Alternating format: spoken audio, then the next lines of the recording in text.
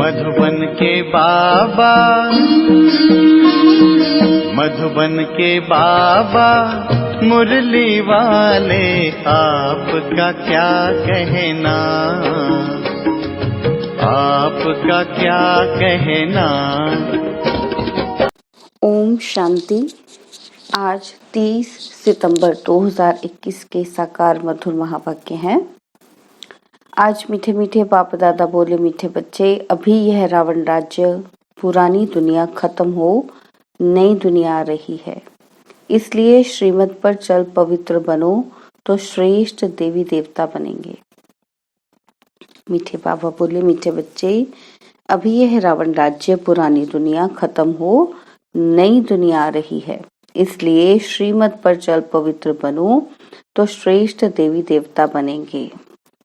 आज बाबा ने हमसे प्रश्न पूछा है कि बाप अपने बच्चों को सत्यनारायण की कथा सुनाते हैं, उस कथा का रहस्य क्या है। और उत्तर में बाबा ने कहा कि उसका रहस्य है कि बादशाही लेना और गवाना।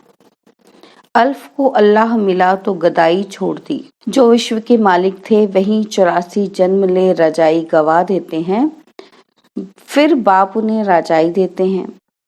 पतित से पावन बनना, गदाई छोड़ राजाई, यही सच्ची सत्यनारायण की कथा बाप सुनाते हैं। और मुरली का गीत है, आखिर वह दिन आया आज। ओम शांति। ओम शांति का अर्थ तो रूहानी बाप ने समझाया है। क्या समझाया है? ओम माना अहम आत्मा हूँ और मेरा शरीर है। आत्मा तो देखने में नहीं आती है, यह समझ में आता है कि मैं आत्मा हूँ, यह मेरा शरीर है। आत्मा में ही मन बुद्धि है और शरीर में बुद्धि नहीं है। आत्मा में ही संस्कार अच्छे व बुरे रहते हैं। मुख्य है आत्मा। उस आत्मा को कोई देख नहीं सकते हैं। शरीर को आत्मा देखती है, आत्मा को शरीर नहीं देख सकता। जान सकते हैं कि आत्मा निकल जाती है तो शरीर जड़ हो जाता है। आत्मा देखी नहीं जाती है, शरीर देखा जाता है। वैसे ही आत्मा का जो फादर है, जिसको ओ गॉड फादर कहते हैं, वह भी देखने में नहीं आते हैं। उनको समझा जा सकता है, जाना जा सकता है। आत्माएं सब ब्रदर्स हैं। शरीर में आते हैं तो कहेंगे यह भाई भाई है, वह भाई बहन है। आत्माओं का बाप है परमपिता परमात्मा। जिस्मानी भाई बहन एक दो को देख सकते हैं। आत्माओं का बाप सभी का एक है, उनको देख नहीं सकते। तो बाप आए हैं पुरानी दुनिया को नया बनाने। नई दुनिया सतयुग थी, यह पुरानी दुनिया कलयुग है। इनको अब बदलना है। जैसे पुराना घर खत्म हो नया घर बनता है, वैसे यह पुरानी दुनिया खलास होनी है। सतयुग के बाद त्रेता, द्वापर, कलयुग और फिर सतयुग आना जरूर है। वर्ल्ड की हिस्ट्री, ज्योग्राफी रिपीट होनी है। सतयुग में होता है देवी देवताओं का राज्य। आधा कल्प चलता है सूर्यवंशी और चंद्रवंशी। उनको कहा जाता है लक्ष्मी नारायण की डिनास्टी, राम सीता की डिनास्टी। तो यह सहज है ना। फिर द्वापर में कलयुग, उसके बाद द्वापर, कलयुग और फिर धर्म आते हैं। फिर देवी देवताएं जो पवित्र थे वे अपवित्र बन जाते हैं। इनको कहा जाता है रावण राज्य। युग भी चेंज हो गया और युग चेंज होने के कारण आत्माओं की स्थिति भी चेंज हो गई। ठीक है ना। वो पवित्र आत्माएं थी, स्थिति चेंज होती होती अपवित्र बन जाती हैं। बाबा कहते हैं इसको कहते हैं रावण राज्य। रावण को वर्ष वर्ष जलाते हैं परंतु जलता ही नहीं है। यह है सबका बड़ा दुश्मन, इसलिए उनको जलाने की रस्म पड़ गई है। क्योंकि दुख देता है, इसलिए उसको जलाने की कोशिश करते हैं। कोई चीज जलाना माना जड़ से खत्म करना, लेकिन वो खत्म नहीं हो रहा। क्यों? क्योंकि हम तो बाहरी रूप से रावण को जला रहे हैं। रावण क्या है? हमारा अंदर ही है, हमारे विकार ही रावण है। तो बाबा कहते हैं भारत का नंबर 1 दुश्मन है रावण और नंबर 1 दोस्त सदा सुख देने वाला है खुदा। खुदा को दोस्त कहते हैं ना। इस पर एक कहानी भी है। तो खुदा है दोस्त और रावण है दुश्मन। खुदा दोस्त को कभी जलाएंगे नहीं, रावण दुश्मन है, इसलिए 10 शीश वाला रावण बनाकर उनको वर्ष वर्ष जलाते हैं। गांधी जी भी कहते थे कि हमें राम राज्य चाहिए। राम राज्य में है सुख और रावण राज्य में है दुख। अब ये बैठकर कौन समझाते हैं? कौन समझाता है ये सब बातें हमें? पतित पावन बाप शिव बाबा ब्रह्मा दादा। बाबा हमेशा सही कहते हैं, बाप दादा। प्रजापिता ब्रह्मा भी तो सबका होगा, जिसको एडम कहा जाता है। उनको ग्रेट ग्रेट ग्रैंडफादर कहा जाता है। मनुष्य सृष्टि में प्रजापिता हुआ। प्रजापिता ब्रह्मा द्वारा ब्राह्मण, फिर ब्राह्मण से देवी देवता बनते हैं। देवता क्षत्रिय वैश्य शूद्र बन जाते हैं। इनको कहा जाता है प्रजापिता ब्रह्मा मनुष्य सृष्टि का बड़ा। प्रजापिता ब्रह्मा के कितने ढेर बच्चे हैं। बाबा बाबा कहते रहते हैं। यह है साकार बाबा, शिव बाबा है निराकार बाबा। गाया भी जाता है कि प्रजापिता ब्रह्मा द्वारा नई मनुष्य सृष्टि रचते हैं। यह है पतित दुनिया रावण राज्य।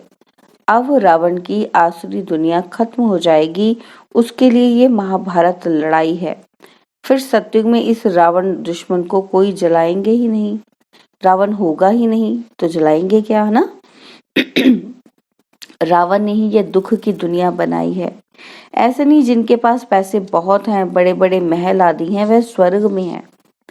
बाप समझाते हैं भल किसके पास करोड़ हैं परंतु शांति नहीं है। पैसे आदि तो सब मिट्टी में मिल जाने वाले हैं। नई दुनिया में फिर नई खानियां निकलती हैं, जिससे नई दुनिया के महल आदि सारे बनाए जाते हैं। यह पुरानी दुनिया अब खत्म होनी है। सत्युग में है वाइसलेस, संपूर्ण निर्विकारी। वहां बच्चे योग बल से पैदा होते हैं। कहाँ पर? सत्युग में। क्योंकि बाबा पवित्रता की बात करते हैं, तो फिर सबकी ये कंफ्यूजन होती है कि वहां पर पॉपुलेशन कैसे होगी, जनसंख्या कैसे बढ़ेगी, बच्चे कैसे होंगे। तो बाबा कहते हैं कि सत्युग में वाइसलेस संपूर्ण निर्विकारी है और वहां बच्चे योग बल से पैदा होते हैं। विकार वहां होता ही नहीं, ना देह अभिमान, ना क्रोध, ना काम। 5 विकार होते ही नहीं, इसलिए वहां कब रावण को जलाते ही नहीं। यहाँ तो रावण राज्य है, इसलिए सब पुकारते हैं। क्या पुकारते हैं कि हे पतित पावन आओ। वह तो लिबरेटर भी है, सबका दुख हरता है। अभी सब रावण राज्य में है, बाप को आकर छुड़ाना पड़ता है। अब बाप कहते हैं कि तुम पवित्र बनो, यह पतित दुनिया खत्म होनी है। जो श्रीमत पर चलेंगे वह श्रेष्ठ देवी देवता बनेंगे। विनाश तो होगा, सब खत्म हो जाएंगे, बाकी कौन बचेंगे? कौन बचेंगे? जो श्रीमत पर पवित्र रहते हैं वही बाप की मत पर चल विश्व की बादशाही का वर्षा पाते हैं। इन लक्ष्मी नारायण का राज्य था ना, अभी तो रावण राज्य है जो खत्म होना है। सत्युगी राम राज्य स्थापन होना है। राम व सीता वाला नहीं। शास्त्रों में तो बहुत फालतू बातें लिख दी हैं। लंका यह सारी दुनिया है, इसमें रावण का राज्य है। भारत सोने की चिड़िया था सत्युग में, जबकि दूसरा कोई राज्य ही नहीं था। बाप भारत में आकर फिर से सोने की चिड़िया स्वर्ग बनाते हैं। बाकी जो इतने सब धर्म है सब खत्म हो जाएंगे। समुद्र भी उछल मारेगा। बॉम्बे क्या था? बाबा कहते एक छोटा सा गांवड़ा था। अभी सत्युग की स्थापना होती है, फिर बॉम्बे आदि रहेगी नहीं। सत्युग में बहुत थोड़े मनुष्य होते हैं। कैपिटल दिल्ली होती है, जहाँ लक्ष्मी नारायण का राज्य होता है। दिल्ली सत्युग में परिस्थान थी, दिल्ली ही गद्दी थी। राम राज्य में भी दिल्ली ही कैपिटल रहती है, परंतु राम राज्य में हीरे जवाहरों के महल थे, अथाह सुख था। पाप कहते हैं तुमने विश्व का राज्य गवाया है, मैं फिर से देता हूँ। बाबा कहते तुम मेरी मत पर चलो, श्रेष्ठ बनना है तो सिर्फ मुझे ही याद करो और किसी देहधारी को याद नहीं करो। अपने को आत्मा समझ मुझ बाप को याद करो तो तुम तमो प्रधान से सतो प्रधान बन जाएंगे। तुम मेरे पास चले आएंगे, तुम मेरे गले की माला बन, फिर विष्णु के गले की माला बन जाएंगे। माला ऊपर में हूँ मैं। बाबा कहते फिर युगल है ब्रह्मा सरस्वती, वही सत्यु के महाराजा महारानी बनते हैं। उन्हों की फिर सारी माला है जो नंबरवार गद्दी पर बैठते हैं। बाबा कहते मैं भारत को इन ब्रह्मा सरस्वती और ब्राह्मणों द्वारा स्वर्ग बनाता हूँ। जो मेहनत करते हैं उन्हों के फिर यादगार बनते हैं। आत्माओं का रहने का स्थान है परम धाम, जिसको ब्रह्मांड भी कहते हैं। हम सब आत्माएं वहाँ स्वीट होम में रहने वाली हैं बाप के साथ। वह है शांति धाम। मनुष्य चाहते हैं हम मुक्ति धाम में जाएं, परंतु वापस कोई जा नहीं सकते। सबको पार्ट में आना ही है। तब तक बाप तुमको तैयार करते रहते हैं। तुम तैयार हो जाएंगे तो वहां जो भी आत्माएं हैं वे सब आ जाएंगी और फिर खलास, तुम जाकर नई दुनिया में राज्य करेंगे। फिर नंबरवार चक्र चलेगा। गीत में भी सुना है ना, आखिर वह दिन आया आज। ठीक है, तो बाबा कहते भक्ति मार्ग में धक्के खाते रहते थे। अब बाप है ज्ञान सूर्य। ज्ञान सूर्य प्रगटा तो अभी तुम्हारी बुद्धि में सृष्टि के आदि मध्य अंत का ज्ञान है। बाबा कहते जानते हो, जो भारतवासी नरकवासी हैं वे फिर स्वर्गवासी बनेंगे। बाकी इतनी सब आत्माएं शांति धाम में चली जाएंगी। समझाना बहुत थोड़ा है। अल्फ बाबा बे बादशाही, अल्फ द्वारा बादशाही मिल जाती है, गदाई खत्म हो जाती है। उसकी कहानी बाप बैठ समझाते हैं। ये है सच्ची सत्यनारायण की कथा। बाकी दिन सब हैं दंत कथाएं। बाबा ही नर से नारायण बनने के लिए ज्ञान सुनाते हैं। हिस्ट्री ज्योग्राफी है ना। लक्ष्मी नारायण का राज्य कब शुरू हुआ, कब तक चला, तो ये कथा भी हुई ना। जो विश्व पर राज्य करते थे वह 84 जन्म लेकर बिल्कुल ही तमो प्रधान बन गए हैं। और अभी बाप कहते हैं कि मैं वही राज्य फिर से स्थापन करता हूँ। तुम कैसे पतित से पावन, पावन से पतित बनते हो, यही सारी हिस्ट्री ज्योग्राफी समझाते हैं। साइकिल है ना, तो बाबा कहते ये चक्र है, इसलिए पहले पतित से पावन बनेंगे और पावन से फिर से धीरे धीरे पतित बनते हो, तो पतित से फिर पावन बनते हो। ये साइकिल चलता रहता है। तो बाबा कहते मैं यही तो सारी हिस्ट्री ज्योग्राफी समझाता हूँ। पहले पहले सूर्यवंशियों का राज्य, फिर चंद्रवंशियों का, उनके बाद दूसरे भी बौद्धि, इस्लामी, फिर क्रिश्चियन आए। फिर वह देवी देवता धर्म जो था सो गुम हो गया। फिर वर्ल्ड की हिस्ट्री ज्योग्राफी रिपीट होगी। शास्त्रों में ब्रह्मा की आयु 100 वर्ष दिखाई हुई है। यह जो ब्रह्मा है जिसमें बाप बैठ वर्षा देते हैं, इनका भी शरीर छूट जाएगा। आत्माओं को बैठ जो आत्माओं का बाप है वह सुनाते हैं। वही पतित पावन है। मनुष्य मनुष्य को पावन बना नहीं सकेंगे। जो खुद ही मुक्त नहीं हो सकते वे औरों को फिर कैसे करेंगे। वह तो सब भक्ति सिखलाने वाले अनेक गुरु हैं। कोई कहेंगे फलाने की भक्ति करो, कोई कहेंगे शास्त्र सुनो। अनेक का अनेक मत मतांतर हैं, इसलिए सब और ही बेसमझ बन गए हैं। अब बाप आकर समझदार बनाते हैं। यह लक्ष्मी नारायण समझदार विश्व के मालिक थे ना, अब कितने कंगाल बन गए हैं। फिर शिव बाबा आकर नरकवासी से स्वर्गवासी बनाते हैं। बाप कितना अच्छी तरह से समझाते हैं कि यहाँ तकदीर जग जाए। बाप आते ही हैं मनुष्य मात्र की तकदीर जगाने। सब पतित दुखी है ना, सब त्राही त्राही कर विनाश हो जाएंगे। इसलिए बाबा कहते हैं त्राही त्राही के पहले बेहद के बाप से कुछ वर्षा ले लो। यह जो कुछ दुनिया में देखती हो वह सब खत्म हो जाना है। Fall of Bharat, rise of Bharat, यह भारत का ही खेल है। राइज होगा सतयुग में, अब कलयुग में फॉल होना है। यह सब रावण राज्य का पॉम्प है। अब विनाश होना है। Fall of word, rise of word. सतयुग में कौन कौन राज्य करते हैं यह बाप बैठ समझाते हैं। राइज ऑफ भारत देवताओं का राज्य, फॉल ऑफ भारत रावण का राज्य।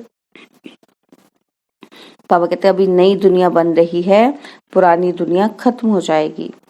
इसके पहले तुम पढ़ रहे हो बाप से वर्षा लेने, कितना सहज है। यह है मनुष्य से देवता बनने की पढ़ाई। सन्यासियों का है ही निवृत्ति मार्ग। यह धर्म ही अलग है और वह तो ग्रस्त व्यवहार छोड़कर चले जाते हैं। उनका है हद का सन्यास। तुमको इस पुरानी दुनिया का सन्यास कर फिर यहाँ आना नहीं है। यह भी अच्छी रीति समझाना है। कौन कौन से धर्म कब आते हैं? द्वापर के बाद ही और धर्म आते हैं।